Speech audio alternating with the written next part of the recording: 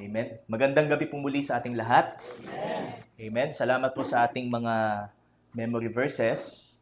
So, talagang kalakasan po natin ang salita po ng Panginoon. At siya din po ang nagsisilbing ilaw po natin sa buhay natin because tayo po ay nasa madilim na mundo.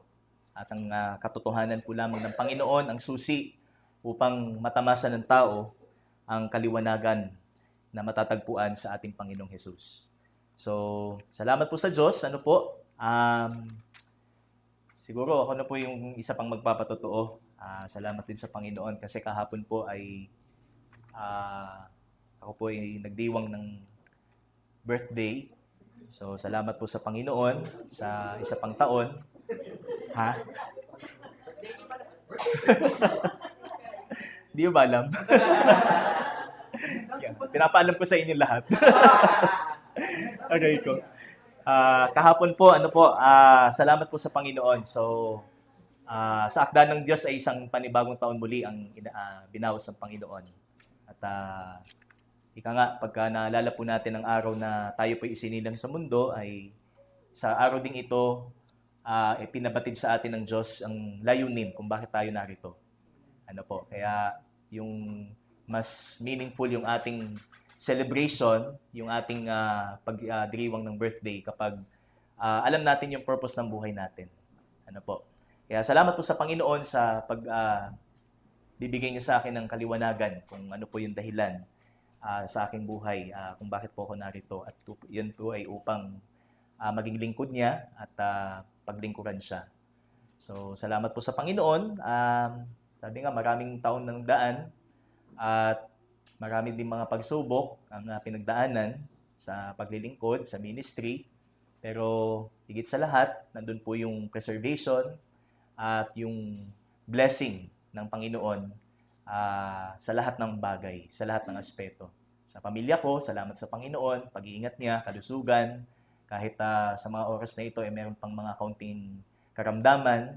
So, talagang hindi ho talaga maiwasan na magkaroon talaga ng karamdaman ang bawat isa sa atin. So, ganun pa man ay ang Diyos po ang nagkakaloob ng kagalingan. At sa church, salamat din. At kayo po ang ibinigay ng Panginoon para po sa bawat isa at sa inyo po lingkod para pangunahan at pangasiwaan.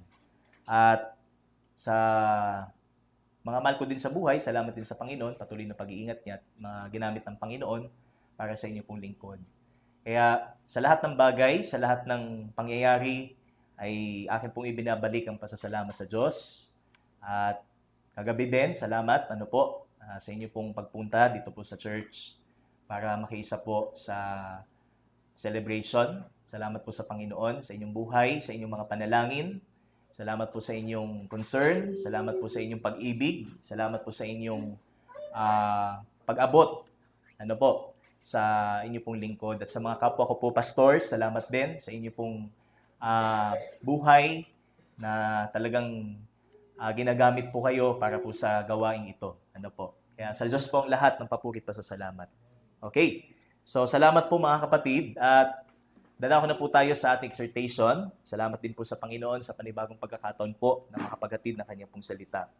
And buksan po natin mga kapatid sa aklat po ng Mateo or Matthew, chapter 26. Matthew chapter 26 verse 69 hanggang verse 74. So ito po yung ating pagbubulayan po sa gabing ito.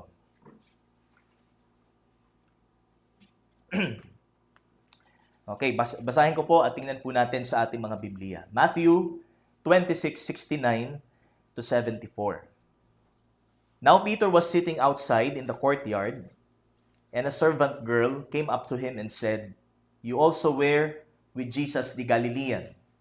But he denied it before them all, saying, "I do not know what you mean." And when he went out to the entrance, another servant girl saw him, and she said to the bystanders, "This man was with Jesus of Nazareth." And again he denied it with an oath, "I do not know the man." After a little while, the bystanders came up and said to Peter, "Certainly, you too are one of them, for your accent betrays you." 74. Then he began to invoke a curse on himself and to swear, "I do not know the man." And immediately the rooster crowed. And Peter remembered the saying of Jesus, "Before the rooster crows, you will deny me 3 times." And he went out and wept bitterly. Purihin po ang Panginoon. Tayo po'y manalangin. Dakilang Diyos, marami pong salamat. Ang inyo pong salita ay tunay na buhay at makatotohanan. At ang inyo pong salita ay infallible, inerrant, Panginoon, authoritative, at tunay po na ito po ay mapagkakatiwalaan. Sapagkat ito po ay mula sa Diyos na siyang aming pinaglilingkuran, na may kaisipang walang hanggan at makapangyarihan sa lahat. Kaya o Diyos, pangunahan niyo po ang inyong pong lingkod na gagamiting tagapagsalita. Gamitin niyo po lamang akong tagapagsalita, itago sa likod ng inyong pong kabanalan at kapahayagan. At ang inyong pong mensahe ngayong gabi, patuloy po na magdala sa amin sa mas makabuluhang pagsunod sa iyo at paglilingkod. At patuloy naming tingnan ang buhay na ito ho ay isang pagpapala mula sa iyo, Panginoon. Isang pribilehiyo na gamitin po namin para lamang sa iyo. Kaya salamat po muli, pinupuri ka namin at pinasasalamatan sa pangalan ng iyong anak na si Jesus. Amen at amen. Okay, ang ating pamagat po para po sa gabing ito is Reflections on Peter's Denial of Jesus. So ano po ang mga katotohanang makikita po natin as we read and observe carefully the passage about Peter, na dito po makikita natin na itinatwa po niya ang Panginoong Jesus hindi lamang isa o dalawa, kundi 3. So, makatatlong beses po niyang tinatwa ang Panginoon. So, hindi po magkapareho si Judas at si Pedro. So, kasi ang ginawa po ni Judas is pinagkanulo. So, betrayal. Ang ginawa po ni Peter is denial. So, itinatwa niya ang Panginoon. Pero it doesn't mean that Peter's denial of Jesus is equal or kapareho po ng ginawa po ni Judas, which is a betrayal. Bagamat ito po ay kapwa prophecy. So, these are both prophesied. At ito po ay kapwa naganap sa pamamagitan po ng katauhan ni Judas at ni Pedro. But here, makikita ho natin na meron pong purpose ang Panginoon kung bakit po si Pedro ang napili upang siya yung maging instrument na siya po ay itatwa on the night bago po siya ipako sa krus. And what is the greater purpose of the Lord Jesus kung kaya't siya po yung tao na napabilang po sa pangyayaring ito. Kaya ito po yung ating makikita po para sa gabing ito. So, ang ating pong objective, mga kapatid, is tayo po'y turuan kung paano po tayo tutugon.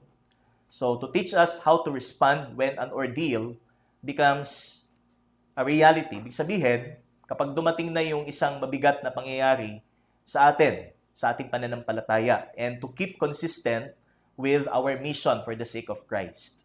So, nandun pa rin yung ating katapatan para sa Panginoon. Kahit dumating yung unos o ang matinding pagsubok sa ating paglilingkod sa ating pong Panginoon. Because it is easy for us to say na ako ay isang lingkod ng Panginoong Jesus. Pero pag dumating na ang isang sitwasyon na katulad po ng sitwasyon dito, ano kaya ang ating gagawin? Ano kaya ang ating unang gagawin o ang ating unang aksyon bilang isang lingkod ng Panginoon? Because ang mga lingkod, ang mga apostol po ng Panginoon noong panahong ito, ay makikita natin yung talagang pagiging tao nila. So yung frailties, yung kanilang kahinaan, not because sila po ay hindi nakapag-aral, but ipinapakita ho dito na sila po ay mga piling tao ng Panginoon. Ano ho?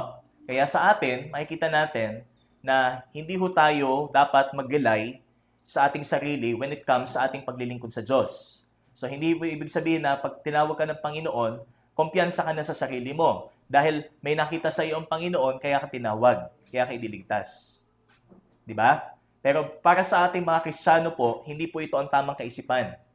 Kundi ang unang-una po dapat nating isipin at ang unang-una dapat po nating sabihin bilang isang Kristiyano is ang Panginoong Jesus na hindi ho siya nagpakita ng tinatawag nating pagiging mapagmataas kundi ang kanyang kababaang loob. Ang una niyang ipinakita mula nang siya ipinanganak. Kaya bilang isang Kristiyano o kasunod ng Panginoon, kailangan din po nating ipakita yung tinatawag nating kababaang loob o yung humility. So dito po natin makikita ang sitwasyon po sa buhay po ni Peter kung ano ba yung dapat nating makita sa ating sarili. Ano pa yung dapat nating ma-realize sa atin bilang isang itinawag ng Panginoon, bilang isang lingkod ng ating Panginoon, not because of our intellect, not because of our achievement sa mundo, but because ikaw ay tinawag niya. Okay? So, ngayon, titingnan po natin ang tatlong katotohanan o ang tatlong kadahilanan kung bakit po si Pedro or si Peter ho ay nagkaroon ng denial 3 times sa atin pong Panginoon. So, what is the reason or what are the reasons behind Peter's denial of Jesus and how can we get rid of such action? So, bilang isang tao kasi, para sa atin, madaling magsabi na sa iyo kami, Panginoon, kahit anong mangyari. Yan. Whether by life or by death, sa iyo kami, Panginoon. Tingnan natin dito sa, kung itataas po natin, dito po sa chapter 26 pa rin, ano po dito sa verse 30, from verse 30, tingnan po natin, ano pong sinabi po dito ni Pedro.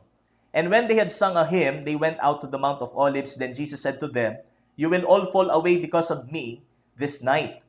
For it is written, I will strike the shepherd, and the sheep of the flock will be scattered. But after I am raised up, I will go before you to Galilee. Peter answered him, though they all fall away because of you, I will never fall away. Oh. Diba? Una pa lang ang sagot ni Pedro, hindi ako matitinag. Kahit anong mangyari.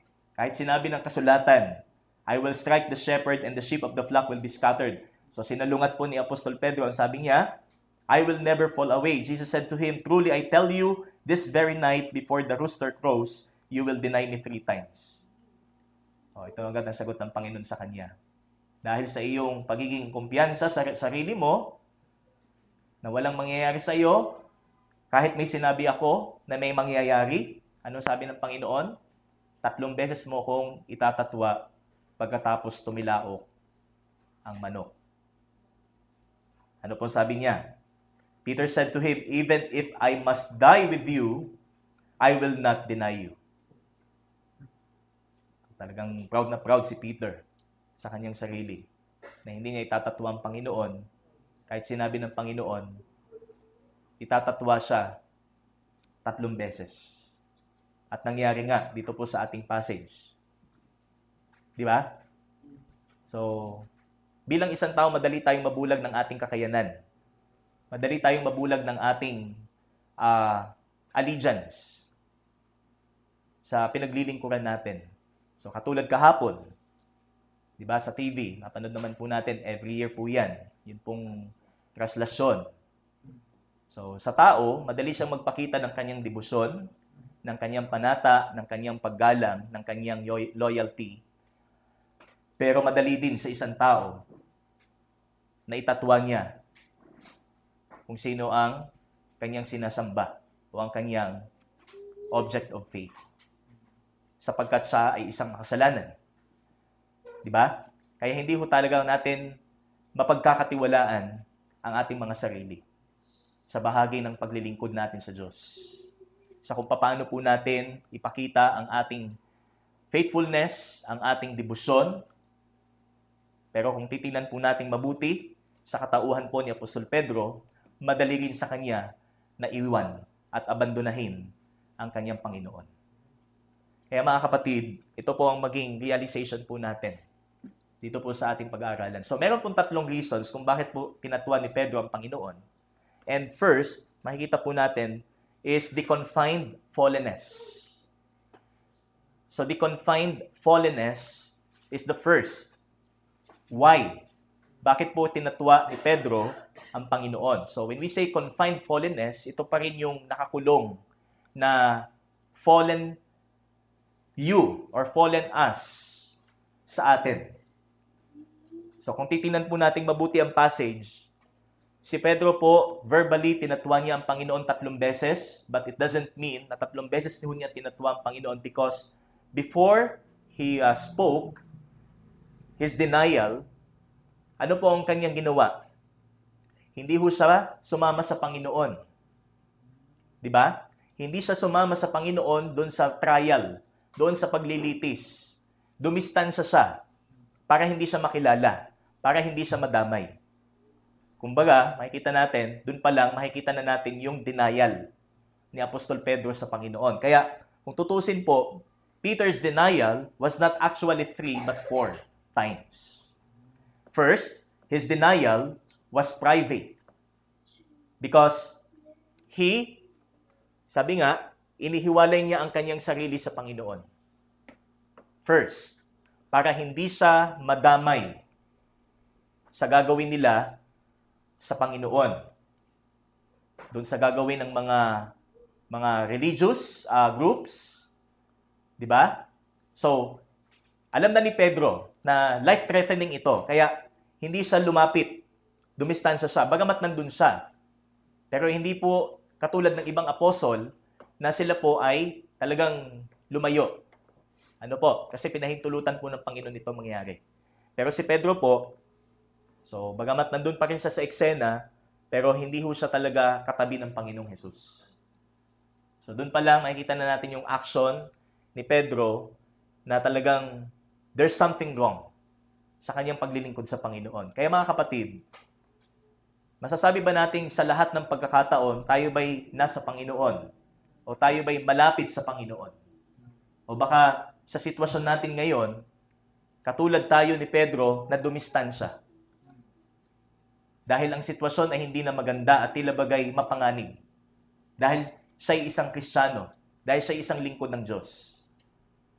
Okay? So first, his denial was private. So though he remained in the scene, he stood far from the trial so that no one will recognize him. So, kasi inaresto po ang Panginoon, para po sa kaalaman natin, so this happened the night before ipinako po ang Panginoong Jesus.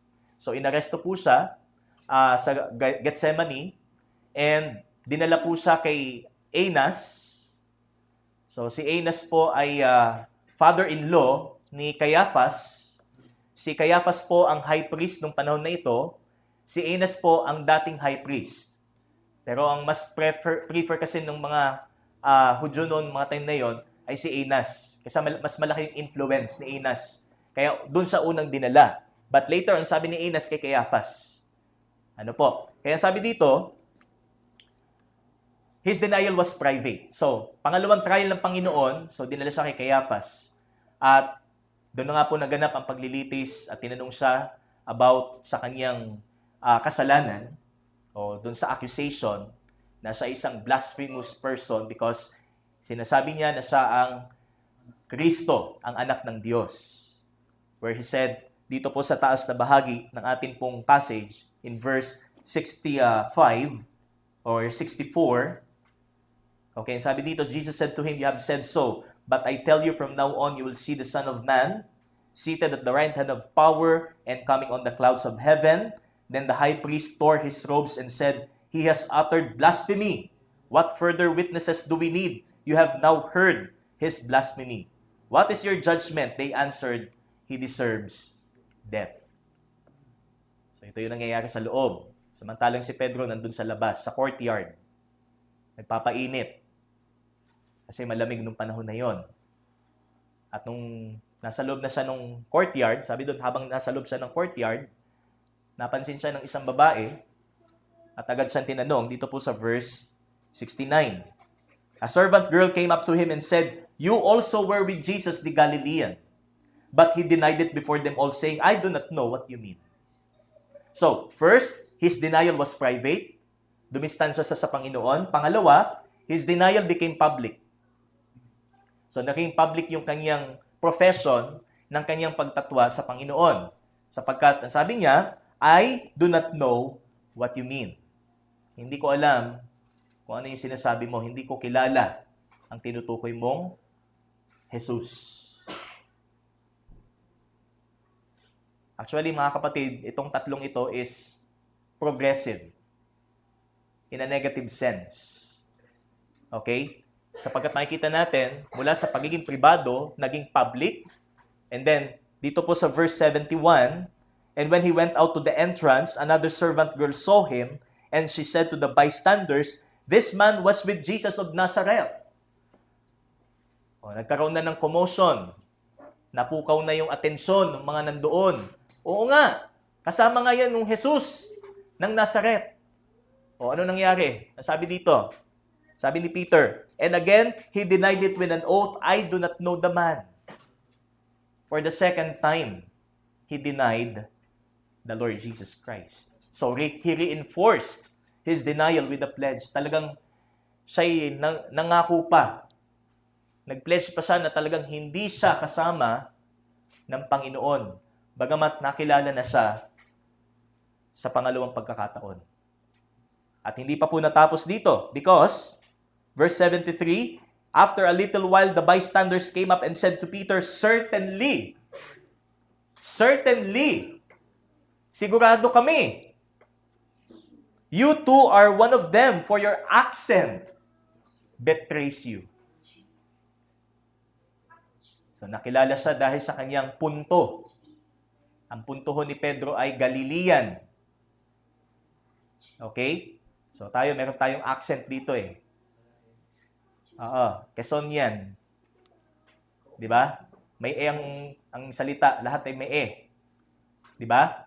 Pero si Pedro, nakilala siya doon sa accent bilang isang Galilean, lalo na napatunayan na talagang siya ay kasama ng Panginoon. Ano po ang naging tugon niya? Dito po sa verse 74. Then he began to invoke a curse on himself and to swear, I do not know the man. Hindi lang niya basta sinabing, hindi ko kilala si Jesus. Ano sabi niya dito? He began to invoke a curse on himself. Kahit patayin siya sa oras na yun ng Panginoon para sa kanya. Imagine that. That's why he denied the Lord with profanity. So, progression in a negative sense, yung ginawa ni Apostol Pedro. Same as sa ating fallenness. Na kapag lalo tayong lumayo sa ating Panginoon, ganito at ganito rin pong mangyayari sa atin. Pag sinimulan na nating dumistansya sa Diyos, sapagkat nasakop na ng mundong ito, nasakop na ng laman ng ating katawan, nasakop na ng mga taong nakapaligid sa atin, ang ating panahon, ang ating lakas, para sa Panginoon. Hindi rin po magiging iba ang magiging direksyon ho ng ating paglilingkod sa naging direksyon po ni Pedro. Maaaring indirectly, dinideny din po natin si Kristo sa buhay natin. Kaya brothers and sisters, paano natin hinaharap yung ating fallenness? Yung ating confined fallenness? Now, what will you answer if someone asks, are you a Christian? Especially when you are being squeezed by various difficulties or hardships sa buhay. Kristiyano ka ba? Pag tinanong ka at ikaw ay nasa sitwasyong tila bagay parang pinabayaan ka ng Panginoon at napupuna ito ng mga taong wala sa Kanya, wala sa Panginoon. Sasabihin mo pa rin ba at sasagutin po pa rin ba na ikaw ay Kristiyano? So mga kapatid, yan po ay isang realization sa atin. Kaya wag sana ang maging pamantayan natin bilang Kristiyano ay ang pamantayan ng sanlibutan ito. Na ikaw ay Kristiyano kasi mayaman, pinagpapala, mariwasa ang buhay, may magagandang ari-arian. Samantalang ang mga sawimpalad, ang mga naghihikahos, para sa kanila ay hindi Kristiyano. Pero ang tunay na Kristiyano naghihirap alang-alang sa ating Panginoon. Yan po ang katotohanan. Okay? So, what will you answer if someone asks, are you a Christian? Halimbawa, nangangailangan ang isang Kristiyano, financial or material. Di ba? So, somehow mauusig ang kanyang pagiging Kristiyano. Bakit ganyan ang iyong buhay? Naglilingkod ka nga sa Panginoong Jesus. Di ba? Kaya our fallenness must be dealt with according to the Bible. Yung konsepto ho ng mundong ito ay huwag tayong magpadala. Isipin ho natin, si Kristo ho ang nagligtas sa atin. Si Kristo ho ang ating Diyos na pinaglilingkuran, ang Panginoon na ating pinaglilingkuran. Okay? So that is the first. Next is the crippling failure. So it doesn't mean na si Peter po, dininay niya ang Panginoon because it was prophesied in the Old Testament or it was prophesied. So wag nating isipin na, kasi yan ay propesya na, natupad lang. No. Meron pa rin pong responsibilidad or kumbaga pananagutan si Pedro. Bakit nangyari ito? And that is the crippling failure. He failed to do something bago po ito. Meron siyang na-missed. Meron siyang hindi ginawa. What is that? Kung babalik po tayo sa prayer of Gethsemane ng Panginoon, ano po ang sabi ng Panginoon sa mga disciples? Watch and pray. So ito po yung memory verse po ng iyong lingkod kanina. Watch and pray that you may not enter into temptation. The flesh or the spirit indeed is willing, but the flesh is weak. Bakit sinabi ito ng Panginoon? Dahil nadatnan niya ang kanyang mga alagad na natutulog. Dahil ito po ay hating gabi, midnight. Ano po? So ang sabi ng Panginoon, watch and pray. Not only pray, but be watchful as you pray. Be watchful as you serve Christ. Tayo po ay maging mapagbatsyag. Amen? Amen. Ang taong pong ito, hindi natin alam, hindi natin masasabi, ano po, yung bilis ho ng pagtaas ng antas ng karunungan ng tao, hindi natin masasabi. Pero dito makikita ho natin ang isang malawak na o isang malinaw na dahilan kung bakit tinatwa ho ni Pedro ang ating Panginoon. So, excuse me. Another reason why Peter denied Jesus is because of his failure to watch and pray. Hindi niya sinunod kung ano ang utos ng Panginoon, kayong aking mga alagad, kayo maging mapagmatsyag at manalangin upang hindi kayo matukso. So, that you may not enter into temptation. Upang hindi kayo madaig ng laman. Alam natin ang ating sarili. Di ba? Nature ho natin yan. Kung ano yung tama, siyang mahirap gawin. Kung ano yung mali, siyang madali. Pagising ng maaga, for example. Yan, number 1 yun. Pagising ng maaga. Lalo na pagka-aircon or may malamig. Di ba? Tapos alam natin, wala naman tayong gagawin sa maghapon.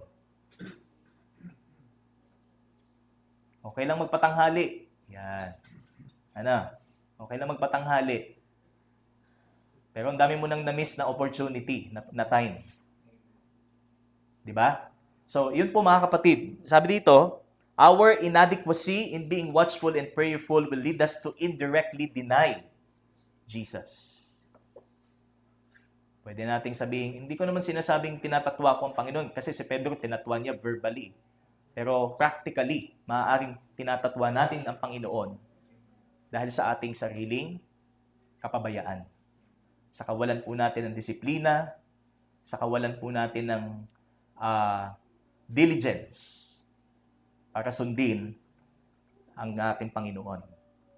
1 Peter chapter 5 verse 8. Ano po sabi doon? Be sober, be vigilant, because the adversary is prowls around like a roaring lion, seeking whom he may devour. Hindi pa rin po tapos ang kaaway sa pagtutukso niya sa atin, sa pag-aakit niya sa atin. At kung tayo po ay mabitag ng isa man sa mga temptation ng kaaway, maaaring matulad po tayo kay Apostol Pedro. Bagamat hindi sa pamamagitan ng ating bibig, itatwa natin ng Panginoon, pero sa pamamagitan ng buhay natin, sinasabi rin itong tinatatwa natin ng Panginoon. Okay? So aside of our humanness, we tend to follow what our body wants. Sinusunod natin ang gusto ng ating katawan. Sinusunod natin kung ano ang sabi ng ating utak. Kainin mo yan. Bilhin mo yan. Puntahan mo yan. Buksan mo yan. Di ba? It's so easy for us na magpadala ho tayo sa promptings ng ating isip, ng ating laman. But we have the Spirit. Nasa atin ang Santong Espiritu. That's why there must be resistance. Kailangan meron pong laban. Tug of war sa loob natin. Hindi yung parang hila ka lagi. Hila ka lagi ng kaibigan, hila ka lagi ng kung ano ang iyong kinaadikan. Di ba? Hila ka lagi ng iyong paboritong palabas. Marami hong ways ang daigdig na ito at ang kaaway para tayo po'y ilayo sa Panginoon. Pero tandaan po natin, sabi nga, bilang isang lingkod ng Diyos, huwag po tayong magpadala. Yamang nasa atin po ang banal na Espiritu. So the crippling failure. So this failure weakens, debilitates our spiritual life. Kaya huwag sana natin panatilihin. Okay? Follow Jesus. Amen? Sumunod tayo sa Panginoon, hindi sa ating katawan. Hindi sa mundo, hindi sa kaaway, sa Panginoon. And number 3, so doon pa rin sa passage, makikita po natin, aside of weakness, aside of failure, aside of fallenness, makikita natin, is the clasping fear. So talagang balot ng takot si Pedro, kaya niya tinatwa ng 3 beses ang Panginoon. So Peter denied Jesus to spare himself from death, though Jesus, on his way to death for the salvation of the world, boldly spoke of what they need to know. Excuse me. So sabi dito, he answered honestly the high priest. At wala siyang takot kung anong mangyayari sa kanya dahil ito ang kalooban ng Ama. Walang ibang magiging redeemer. Walang magiging ibang savior para sa mundong ito. Kaya ito po ang ginawa ng Panginoon. Samantalang si Pedro, hindi siya sumagot ng tapat sa taong nagsabi sa kanya o nagtanong sa kanya, kasama mo ang Panginoon. Sapagkat takot siya. Takot siyang mamatay, takot siyang mapahamak, takot siyang manganib ang kanyang buhay. Mga kapatid, ganyan pa rin ba ang ating takot sa mga oras na ito? Nandun pa rin ba yung takot natin sa kamatayan? Nandun pa rin ba ang takot natin na baka, sabi nga, mapahamak tayo kapag itutuloy natin ito? Knowing na ito ang kalooban ng Diyos sa atin? Okay? So fear gripped him. But later, Jesus restored him. Kaya ito po, this is isa itong partikular na kaganapan po sa buhay ni Pedro. Sapagkat sa plano ng Panginoon, siya ang itatalagang magiging una. Siya yung magiging unang shepherd ng church.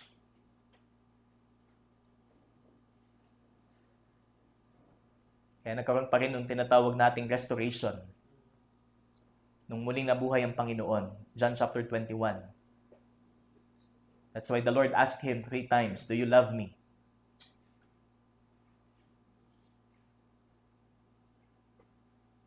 What will you answer? Kung tayo po si Pedro, "Do you love me?" So ito mga kapatid, isang mahalagang aral po sa atin. Are you in fear of your future as a Christian? How the world will treat you like? What your friends and loved ones will say to you and others? Nandun pa rin ba ang takot natin sa kung anong magiging trato sa atin ng mundo sa hinaharap?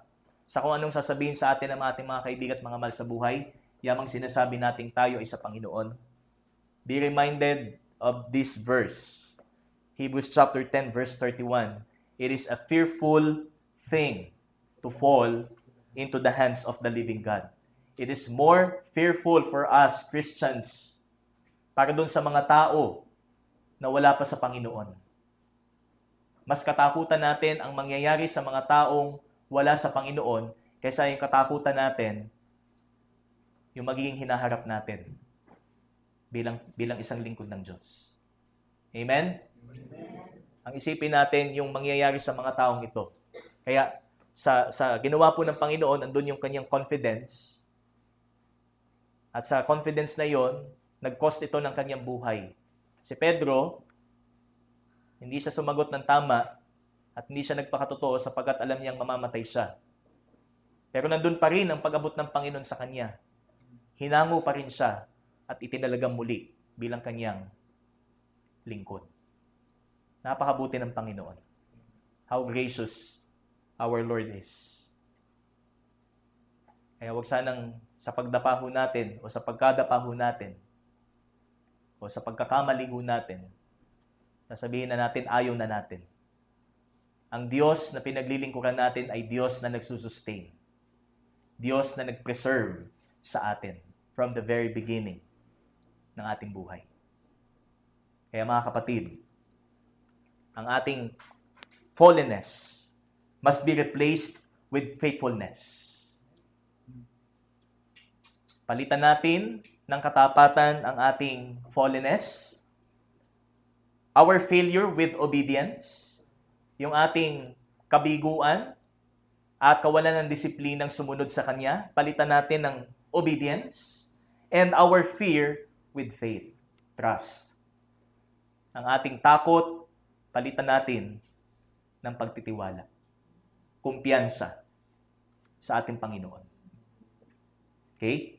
Upang hindi natin itatwa sa pamamagitan ng ating buhay ang Diyos na ating pinaglilingkuran. Kaya maging aral po sa atin ang pangyayaring ito. Na hindi natin itatwa ang Panginoon hindi lamang sa ating bibig, kundi sa ating mga buhay. Amen? Kaya maging aral po sa atin ang pangyayaring ito sa buhay po ni Apostol Pedro upang tayo mismo sa halip na tayo po'y maging pabigat, tayo po'y maging pagpapala para sa mga tao bilang mga lingkod ng Panginoon. Tayo po'y manalangin. Dakilang Diyos, salamat po sa inyo pong salita. Salamat po sa kaganapan. Bagamat ito po ay adverse na pangyayari na itinatwa ka ng inyo pong lingkod, but meron po kayong greater purpose, Panginoon, kung bakit po ito nangyari. Ayon po sa iyong plano. Subalit para sa amin, hindi po ito mangyayari, Panginoon, dahil sa aming failures, fears, and our fallen nature, na kung saan ay nandun pa rin. Subalit, ito po ay palitan po namin ng paglilingkod na masidhi, walang takot, at tapat para po sa iyo. Salamat po muli sa pangalan ng iyong anak na si Jesus. Amen at amen. Sa Diyos po ang kapurihan.